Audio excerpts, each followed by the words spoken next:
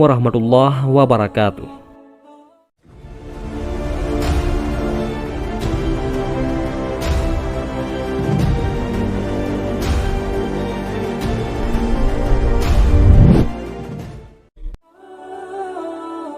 Usamah bin Zaid adalah putra dari sahabat kesayangan Rasulullah SAW, yaitu Zaid bin Haritsah, yang beliau pernah menjadikannya sebagai anak angkat dari status sebelumnya sebagai budak dan pelayan beliau SAW. Ibunya pun adalah orang yang dekat dan disayang Rasulullah SAW, yaitu Ummu Aiman, bekas sahaya beliau. Keduanya merupakan orang-orang yang mula-mula memeluk Islam, sehingga tak heran Usamah pun menjadi kesayangan beliau SAW seperti juga ayahnya. Usamah radhiyallahu anhu lahir pada tahun ketiga atau keempat dari kenabian, sehingga praktis ia tidak pernah mengalami masa jahiliyah. Didikan masa kecil dan remajanya adalah akhlak kenabian, baik dari kedua orang tuanya yang adalah didikan Nabi SAW, atau bahkan terkadang Rasulullah turun langsung dalam membentuk akhlak Usamah. Kondisi seperti inilah yang menambah rasa sayang beliau SAW kepadanya. Beberapa sahabat pun sangat sayang pada remaja ini melebihi anaknya sendiri, seperti yang terjadi pada Umar bin Khattab. Saat menjadi khalifah, Sayyidina Umar pernah membagi-bagikan uang pada masyarakat, dan jumlahnya berbeda-beda berdasarkan kedudukan dan jasa mereka kepada Islam, dan juga penilaian Nabi Muhammad SAW atas mereka. Ketika tiba giliran anaknya, yaitu Abdullah bin Umar, beliau memberikan satu bagian. Giliran Usamah bin Zaid, Sayyidina Umar memberikannya dua bagian dari bagian anaknya. Abdullah bin Umar jadi bertanya-tanya, bukan masalah jumlahnya, karena pada dasarnya ia juga didikan Rasulullah SAW yang mengutamakan kehidupan zuhud dan sederhana, seperti juga ayahnya, yaitu Umar bin Khattab. Hanya saja ia takut ada yang kurang dalam amal ketaatan dan kesolehannya. Karena itu ia bertanya, "Wahai ayah, mengapa engkau mengutamakan Usamah dibandingkan anakmu sendiri? Bukankah saya mengikuti pertempuran yang tidak atau belum diikutinya bersama Rasulullah?" Tetapi jawaban Umar tegas dan tidak dapat dibantah lagi. Beliau berkata, "Usamah lebih dicintai Rasulullah daripada dirimu, seperti juga ayahnya lebih disayang Rasulullah daripada ayahmu." Dalam usianya yang masih sangat muda, ia telah ikut menerjuni beberapa pertempuran bersama Rasulullah SAW. Dalam Fathul Makkah, ketika Nabi SAW akan memasuki Ka'bah, beliau membawa Bilal di sisi kanan dan Usamah bin Zaid di sisi kiri beliau. Sungguh kehormatan besar yang diberikan Rasulullah SAW kepada keduanya. Bukan Abu Bakar atau Umar atau 8 sahabat lainnya yang telah beliau jamin masuk surga. Dua orang itu adalah bekas budak yang secara umum mungkin kedudukannya tampak rendah di masyarakat. Rasulullah SAW pernah mengirimkan suatu pasukan di bawah kepemimpinan Usamah bin Zaid. Pengalaman pertamanya memimpin suatu pasukan setelah sebelumnya hanya sebagai prajurit biasa. Pasukannya ini memperoleh kemenangan yang gemilang, dan sebagai orang yang disayang, Nabi SAW langsung menyambutnya dan memintanya menceritakan pengalamannya. Mulailah Usamah menceritakan jalannya pertempuran. Tampak wajah Nabi berseri karena senangnya dengan apa yang dijalani kesayangan Rasulullah SAW. Putra dari kesayangan Rasulullah SAW, begitu kebanyakan sahabat menyebut Usamah bin Zaid ini. Ketika Usamah menceritakan bahwa seorang pemanggul panji musyrik yang perkasa banyak membunuh dan melukai tentara muslim, sehingga pedangnya berlepotan darah dan daging para syahid masih menempel, Usamah pun mengejar dan memenangi langsung orang tersebut. Ia berhasil melumpuhkannya. Tetapi ketika ia akan melakukan pukulan terakhir dengan tombaknya, orang tersebut mengucap, "La ilaha illallah." Usamah sempat bimbang, tetapi dipikirnya itu hanya siasat untuk menyelamatkan diri saja. Karena itu ia terus menombaknya hingga tewas. Tiba-tiba saja wajah Nabi Muhammad SAW berubah merah padam, tanda beliau marah. Nabi berkata, "Celaka engkau wahai Usamah. Begitukah tindakanmu terhadap orang yang mengucap la ilaha illallah?" "Wahai Rasulullah," kata Usamah mencoba menjelaskan dan membela diri, walau dengan ketakutan. Dia mengatakan kalimat itu hanya untuk menyelamatkan diri saja. "Begitu," kata Rasulullah SAW masih dengan nada tinggi, pertanda beliau masih marah. "Mengapa tidak engkau belah dadanya, dan engkau lihat apakah ia mengatakannya itu ikhlas dari hatinya, atau karena pura-pura semata?" Memang, bukanlah hak dan kewajiban kita menilai apa yang ada di dalam hati seseorang. Apa yang tampil dan terlihat itu saja yang menjadi ukuran kita dalam mengambil sikap. Itulah pelajaran berharga yang ingin disampaikan Nabi Muhammad SAW pada pemuda kesayangan beliau tersebut, sekaligus kepada kita semua. Atas peristiwa tersebut, Nabi SAW menyatakan Usamah telah bersalah, tetapi tidak ditetapkan qisas ataupun hukum bunuh dipancung atas dirinya, karena pembunuhan yang dilakukannya tidak sengaja, hanya suatu kesalahan. Rasulullah SAW mengumpulkan harta benda untuk membayar diat, yaitu 100 ekor unta, kepada keluarga pemanggul panji musyrik yang mengucap la ilaha illallah tersebut. Usamah sendiri tak henti-hentinya bertobat dan menyesali kelancangannya tersebut, sehingga menyebabkan Rasulullah begitu murka kepadanya. Walaupun demikian, beliau mendoakan untuk mendapat rahmat dan maghfirah Allah baginya. Tetapi setiap kali mengingat peristiwa tersebut, selalu saja ia menangis dan menyesal sambil berkata, "Ya Allah, andai saja ibuku tidak pernah melahirkan diriku." Beberapa hari sebelum wafat, Rasulullah SAW menghimpun pasukan besar yang akan dikirim ke Syam, tepatnya di wilayah Palestina, pada tempat bernama Abna. Latar belakang pengiriman pasukan ini adalah terbunuhnya Farwah bin Amir al-Juzami, bekas komandan pasukan Arab yang berpihak Romawi, yang juga gubernur Ma'an karena keputusannya memeluk Islam. Ia disalib dan dipenggal kepalanya oleh penguasa Romawi di Palestina. Pasukan besar tersebut terdiri dari pejuang-pejuang senior dari kaum Muhajirin dan Ansar, termasuk Umar bin Khattab dan para ahlul badar lainnya. Nabi SAW memutuskan pimpinan pasukan diserahkan kepada Usamah bin Zaid. Keputusan beliau ini ternyata menimbulkan perbincangan dan kritikan dari beberapa orang sahabat. Yang paling keras komentarnya adalah Ayyashi bin Abi Rabi'ah. Ia berkata, "Anak kecil itu menjadi komandan dan amir dari kaum Muhajirin awal." Saat itu Rasulullah SAW telah sakit cukup parah, dan beliau tidak mengetahui secara langsung perbincangan pro kontra yang terjadi dan berkembang di masyarakat Madinah. Ketika Sayyidina Umar mengabarkan hal tersebut, beliau bangkit dan mengikat kepala beliau dengan sorban untuk mengurangi rasa sakit. Sambil memakai selimut, beliau naik ke atas mimbar di mana orang-orang sedang berkumpul. Setelah memuji Allah, beliau bersabda, "Telah kudengar sebagian dari kalian mengecam kepemimpinan Usamah.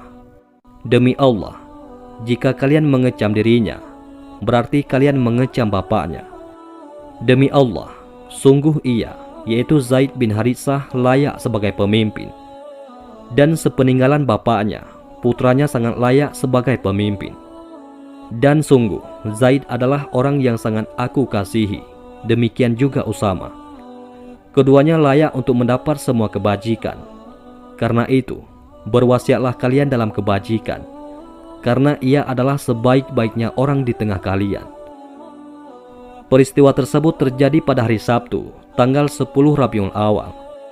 Setelah khutbah beliau itu, para sahabat yang ikut dalam pasukan tersebut berpamitan kepada Nabi SAW, termasuk Umar bin Khattab.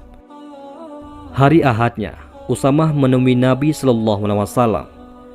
Keadaan sakit beliau makin parah dan sempat pingsan. Setelah siuman, Usamah membungkuk dan mencium beliau sambil matanya berkaca-kaca. Tetapi Nabi SAW hanya mengangkat tangannya, seakan-akan berdoa. Kemudian beliau mengusapkannya ke wajah Usamah. Usamah menangkap isyarat tersebut sebagai doa restu untuk keberangkatannya. Ia pun berangkat menuju tempat pasukan berkumpul di Juruf, sebuah tempat tidak jauh di luar Madinah, sekitar 3 mil. Senin pagi tanggal 12 Rabiul Awal tahun 11 Hijriah. Seharusnya ia memberangkatkan pasukannya ke Palestina. Tetapi Usamah merasa tidak tenang dengan kondisi Nabi SAW yang ditinggalkannya kemarin. Karena itu ia kembali ke rumah Nabi SAW, dan setibanya di sana, beliau tampak sehat. Usamah pun gembira. Beliau sekali lagi mendoakan Usamah, kemudian bersabda, "Berangkatlah engkau dengan berkat dari Allah." Usamah kembali ke pasukannya di Juruf. Ia segera mempersiapkan diri untuk segera berangkat. Tetapi belum sempat bergerak, datanglah utusan dari ibunya, yaitu Ummu Aiman, yang memberi kabar bahwa Nabi SAW telah wafat. Usamah memerintahkan pasukan untuk kembali ke Madinah. Buraidah bin Husayb, yaitu sahabat yang diperintahkan Nabi SAW, membawa dan menyerahkan panji ke rumah Usamah, membawanya kembali dan menancapkannya di sebelah rumah beliau. Setelah wafatnya Nabi Muhammad SAW dan Abu Bakar terpilih menjadi khalifah, wacana pasukan yang dipimpin Usamah kembali mengemuka. Sebagian sahabat yang dipimpin Umar bin Khattab berpendapat bahwa pengiriman pasukan tersebut harus dibatalkan, karena banyak sekali kabilah yang murtad dan bersiap menyusun kekuatan kembali untuk lepas dari pemerintahan Islam di Madinah. Mereka ini khawatir jika kabilah-kabilah tersebut menyerang Madinah. Usamah sendiri berada dalam kelompok ini karena pendapat tersebut yang paling masuk akal. Tetapi bukan As-Siddiq namanya kalau Abu Bakar hanya menuruti pendapat yang hanya berdasar logika semata. Karena itu, beliau bersikeras mengirim pasukan tersebut sesuai perintah Rasulullah SAW.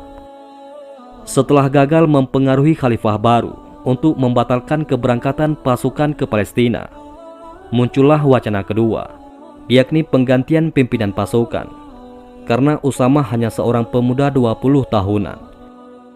Di antara personal pasukan tersebut, terdapat sahabat-sahabat utama yang ikut terjun dalam pertempuran bersama Nabi SAW di dalam perang Badar, Uhud, dan peperangan lainnya yang cukup terkenal kepahlawanannya. Misalnya saja Sa'ad bin Abi Waqqas, Abu Ubaidah bin Jarrah, Zubair bin Awam, Talhah bin Ubaidillah, dan lain-lainnya, termasuk Umar sendiri. Mereka itu yang lebih pantas menjadi komandannya. Dan kali ini reaksi Abu Bakar cukup keras. "Celakalah kalian, pantaskah saya memecat seseorang sebagai komandan pasukan, yakni Usamah bin Zaid, padahal Rasulullah sendiri yang telah mengangkatnya?" Dengan reaksi yang begitu keras dan tegas ini, para sahabat tidak ada lagi yang berani mengemukakan pendapat. Abu Bakar yang biasanya mereka kenal lemah lembut dan gampang menangis, tiba-tiba menjadi begitu keras dan tegas. Tetapi sikap seperti itulah yang memang diperlukan di saat kondisi kaum muslimin sedang labil karena wafatnya Rasulullah SAW. Abu Bakar radhiyallahu anhu berkata, "Berangkatkanlah pasukan Usamah. Sesungguhnya aku tidak peduli jika binatang-binatang buas akan menerkam dan mencabik-cabikku di Madinah karena berangkatnya pasukan tersebut. Sesungguhnya telah turun wahyu kepada Rasulullah SAW. Berangkatkan pasukan Usamah, dan aku tidak akan mengubah keputusan beliau SAW. Hanya saja aku meminta kepada Usamah agar mengizinkan Umar tinggal di Madinah, karena aku memerlukan buah pikirannya untuk membantuku di sini. Tetapi jika Usamah tidak mengizinkan, aku tidak akan memaksakannya lagi." Tentu saja dengan senang hati Usamah mengizinkan, atau lebih tepatnya memenuhi permintaan Abu Bakar radhiyallahu anhu tersebut agar Sayyidina Umar tetap tinggal di Madinah. Pasukan Usamah kembali bergerak ke arah Juruf, tempat di mana Rasulullah SAW telah menetapkan untuk berkumpul. Abu Bakar radhiyallahu anhu mengiring keberangkatan pasukan dengan berjalan kaki dan menuntun tunggangan Usamah. Sedang tunggangan Abu Bakar dituntun oleh Abdurrahman bin Auf. Abu Bakar juga sempat berkata, Siapapun mereka yang pernah ditunjuk Rasulullah untuk berangkat bersama Usamah, janganlah sampai tertinggal. Demi Allah, tidaklah didatangkan kepadaku orang yang tertinggal tersebut, kecuali aku akan memerintahkan dirinya menyusul Usamah dengan berjalan kaki ataupun merangkak. Usamah merasa tidak enak dengan Abu Bakar yang berjalan kaki, apalagi menuntun tunggangannya layaknya seorang budak atau penunjuk jalan saja. Ia berkata, "Wahai Khalifah Rasulullah, naiklah tungganganmu, atau aku akan turun saja berjalan kaki bersamamu." "Jangan," kata Abu Bakar, "tetaplah engkau di tungganganmu. Aku ingin kakiku berdebu di jalan Allah." Karena menurut Rasulullah SAW, untuk setiap langkah di jalan Allah itu akan dituliskan 700 kebaikan, dinaikkan 700 derajat, dan akan dihapuskan 700 kesalahan. Usamah membawa pasukannya menyusuri kabilah demi kabilah, baik yang tetap memeluk Islam atau yang ragu-ragu dan bersiap-siap untuk murtad.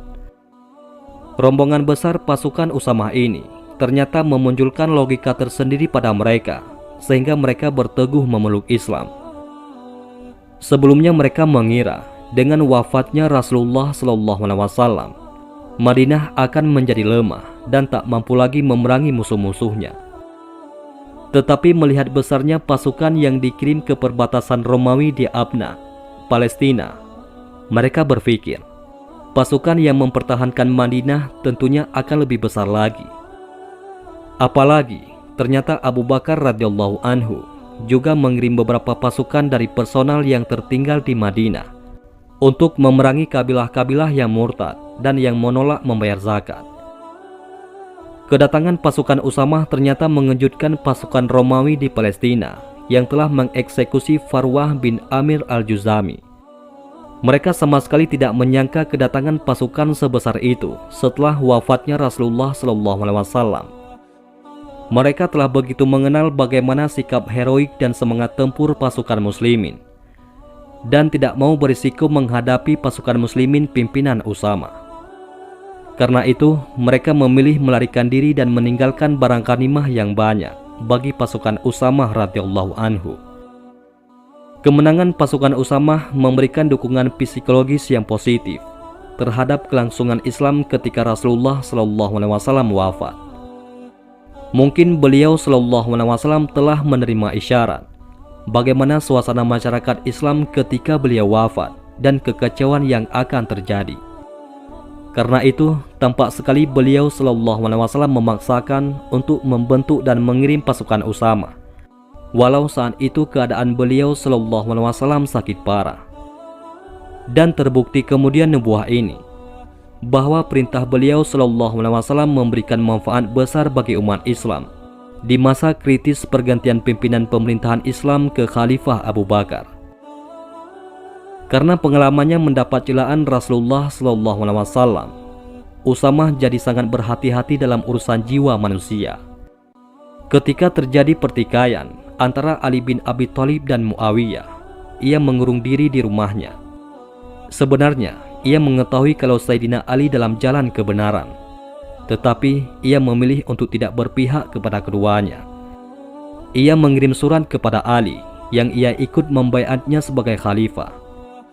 "Demi Allah, wahai Amirul Mukminin, seandainya Anda meminta saya untuk menemani Anda memasuki kandang harimau, saya pasti akan melakukannya. Tetapi sekali-kali saya tidak akan menyentuh kulit seorang muslim dengan ujung pedang saya." Ketika beberapa sahabat yang memihak Sayyidina Ali juga berusaha untuk mengubah pendiriannya, Usamah berkata tegas, "Saya tidak akan pernah memerangi orang-orang yang mengucapkan La ilaha illallah selama-lamanya." Salah satu dari mereka sempat mendebatnya, "Bukankah Allah telah berfirman, dan perangilah mereka hingga tidak ada lagi fitnah, dan agama seluruhnya adalah milik Allah?" Usamah pun menjawab, "Ayat itu ditujukan untuk memerangi orang-orang musyrik, dan kita telah memerangi mereka hingga fitnah telah lenyap dan agama seluruhnya menjadi milik Allah." Bagaimana tidak, dalam suatu pertempuran melawan kaum musyrikin, di mana berlaku hukum membunuh atau dibunuh. Ia telah ditegur dengan keras oleh Rasulullah SAW karena membunuh seorang kafir yang membaca La ilaha illallah, yang menurut pemahaman atau ijtihadnya hanyalah untuk menyelamatkan diri saja. Sangat mungkin terjadi si kafir itu akan balik membunuhnya jika ia melepaskannya saat itu, apalagi pedangnya pun masih terhunus. Tetapi itu pun bukan alasan yang bisa diterima Rasulullah SAW. Bagaimana lagi ia akan mempertanggungjawabkan kepada Nabi SAW jika ia membunuh seseorang yang jelas-jelas beriman kepada Allah dan Rasul-Nya. Jelas-jelas orang yang beragama Islam dan menjalankan sholat seperti dirinya dan kaum muslimin lainnya.